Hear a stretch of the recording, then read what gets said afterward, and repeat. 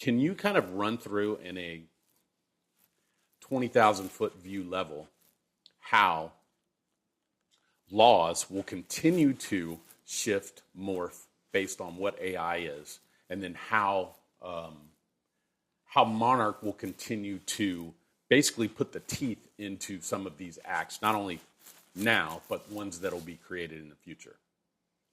Yeah, no, that makes sense. It's a really good question. So first off, if we look at the intent behind these laws, it's the intent seems, well, I'm not a lawyer, but in terms of my interpretation of them, they're to protect people, protect industry, protect business. And so these laws are being written to protect artists' works, intellectual property. And so without an enablement to be able to enforce the laws, they're largely theoretical. But they're aspirational. It's great. It's fantastic that someone takes the time and energy and gets all the consensus, pushes the bill through and gets that passed. That should not be in any way diminished. But it's sort of like saying, look, you're not allowed to drive on this side of the road, but nothing's going to happen if you do. Well, human nature was probably, I'm sure everyone listening to this podcast will realise that it's not going to be long before the act they pass into law or the law they put into the driving is just going to be forgotten. No one's going to care about it. So if you want to have people care, if you want the initial intent of the law to be placed, there has to be a way to enforce that law. Now, the only way to potentially enforce that law around name, image and likeness is have a definition of what likeness is. I don't see any definition of what likeness is. Like, what are the parameters around likeness?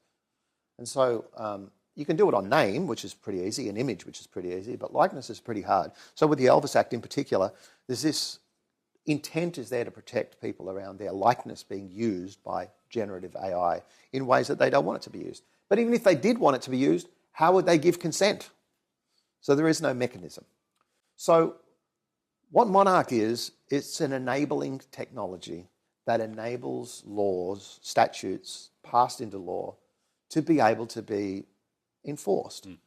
And how do we do that? Well, we spent a long time with a lot of skills and a lot of people that come from different disciplines to understand how to create a likeness representation using AI. So basically what we've done is we've built very much like the payment networks that you use every day from Visa and MasterCard to be able to build some rails whereby a style can be utilized as an actual token. It's called a stylometric.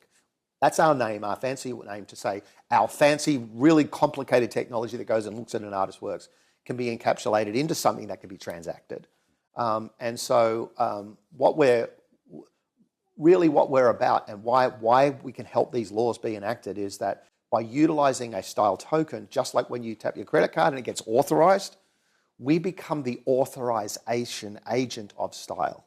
So when likeness is trying to be transacted upon, right, we've built a mechanism that plugs into all of the any different platform can sit on it. They're the foundational infrastructure that allows laws to actually have a backbone upon which transactions can be placed. Because every time a transaction is placed, a style has to be verified and it has to be authorized.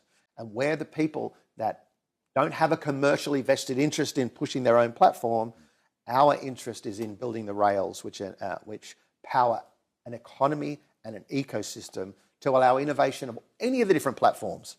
Whether you're an artist platform, whether you're a payment facilitator, whether you're a lawmaker, we allow untold amounts of innovation to happen because we're building the spine or the DNA that sits underneath all the different transactions. So from a law's perspective, what we do is we build an enabling technology that allows the laws, the intent of the laws to be enforced through a technological authorization engine.